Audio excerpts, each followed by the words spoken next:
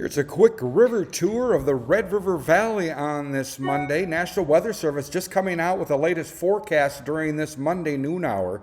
This is the Red River down at Wahpeton on this Monday. Another crest expected here later this week, but well within their existing dike system. Here's a look at Fargo in the park here by the Veterans Memorial Bridge off of Main Avenue. You can see the parking lot here. I was here yesterday. It's now covered in water, but the latest forecast is still well within Fargo's existing dike system. Hasn't been quite updated yet, but somewhere around 31 feet next weekend, early next week. Overall, Fargo-Moorhead protected to around 42 feet. Also out in Cass County, we have some overland flooding around Tower City and Castleton, but overall things in pretty good shape. And here's some pretty good overland flooding out west of Grand Forks near the Gilby area. We'll take a closer look at this in just a minute, but here's the detailed Red River and tributary forecast on this Monday noon hour from a webinar just wrapped up by the National Weather Service in Grand Forks. Let's go across the Minnesota tributaries first. We have seen, we'll start in the south with the Buffalo. Sabin did crest earlier last week and has been on its way down, along with Hawley. Moderate flooding was experienced there. Dilworth had crested over the weekend and is now on its way down. It's going to take a while to drain the system at Dilworth, and especially if we get increased precipitation over the next week to 10 days. For the points further north, on the Wild Rice, we're seeing the backwater flow also impacted at Hendrum and impacted at Shelley as the meltwater from the Wild Rice and the marsh get into the system at the same time as the red's starting to rise. So we have that going on at those two locations. Up at Crookston, Amanda had said that we'd experienced that ice jam over the weekend. Here's the forecast. It's going to kind of peak in the next today, slowly decrease for the rest of the week. Again, precipitation can cause rivers to rise again, so this is only at 24-hour precipitation.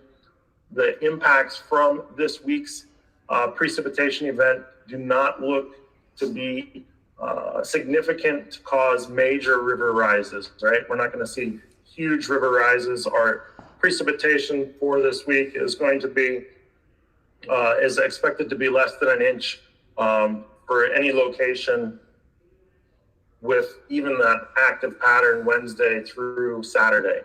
Going up to the Snake River, we saw that peak at Warren. Still waiting for that water from Warren to work into the Alvarado area.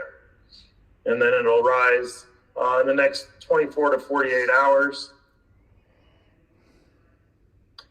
The Two Rivers River up at Halleck remains high for the next 24 to 48 hours, and then it'll start to see its slow fall as the upstream rains for the Halleck area.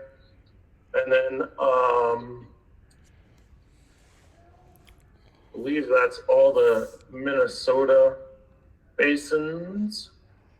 So let's go over to the North Dakota basins. We'll do the Forest and the Pembina. The Forest at Minto, we saw an ice jam in the last 24 to 36 hours cause some pretty good rises upstream of Minto, and that surge of water has reached the Minto area.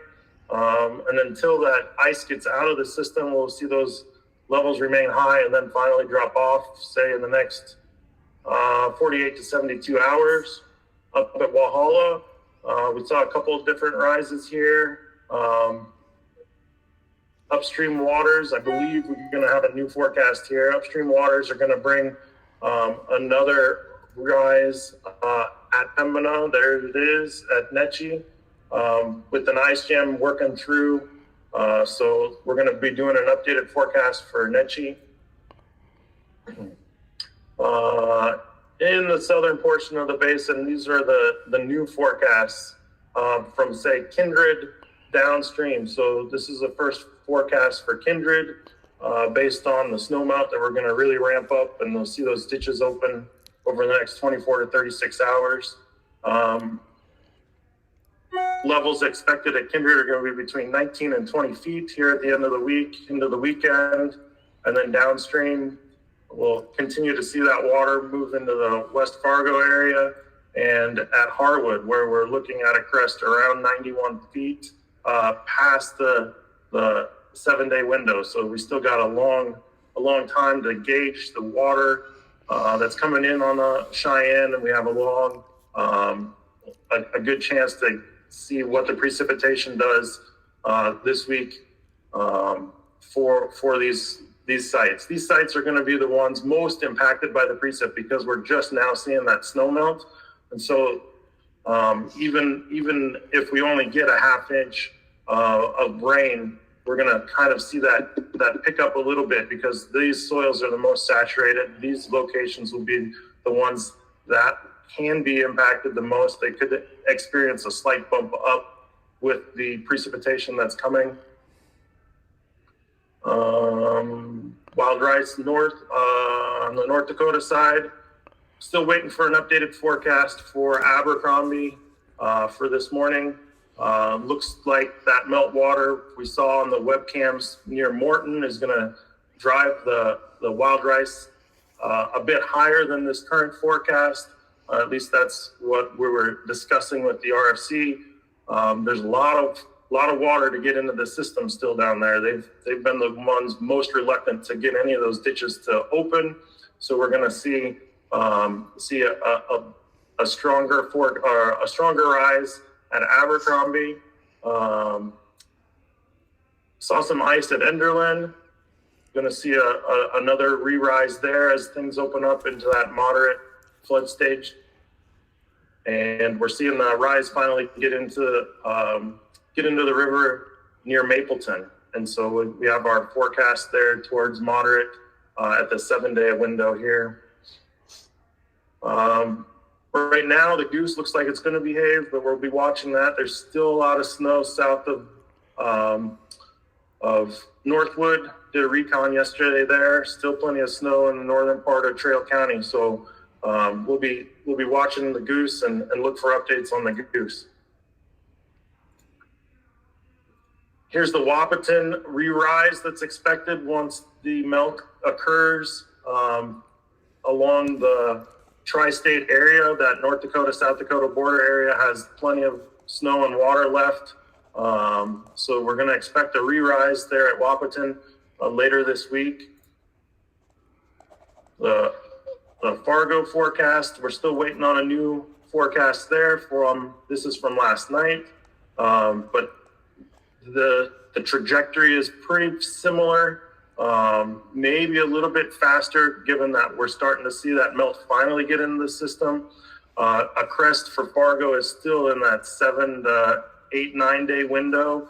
And we'll still need to see exactly how much precip occurs upstream on that Tuesday night, Wednesday morning, Thursday, Friday system, or double two systems to really understand how that will impact the Fargo numbers. And then as we move up the main stem, we're seeing that rise at Harwood, Halstead, into the moderate levels. Similar conditions are expected at Grand Forks.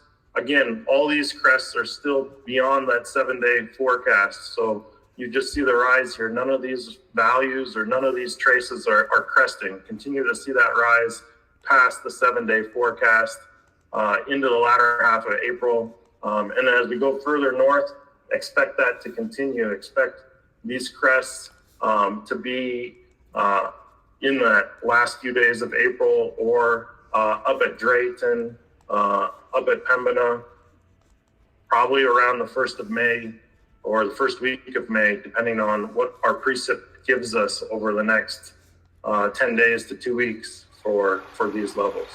And here's some more of that overland flooding around Gilby, North Dakota, west of Grand Forks. The whirlpool here down into the storm system in Gilby. Water up against quite a few homes out here. Most roads are still passable. Camera person reporting at least one of them blocked off here. But a lot of water yet to move out from west of Grand Forks and eventually makes its way through other tributaries and ditches over to the Red River. The best news so far is the latest river forecasts show maybe not as bad as they thought things were going to get, and we can hopefully get through another flood season without any major damage. I'm Neil Carlson reporting for iNewZ.TV.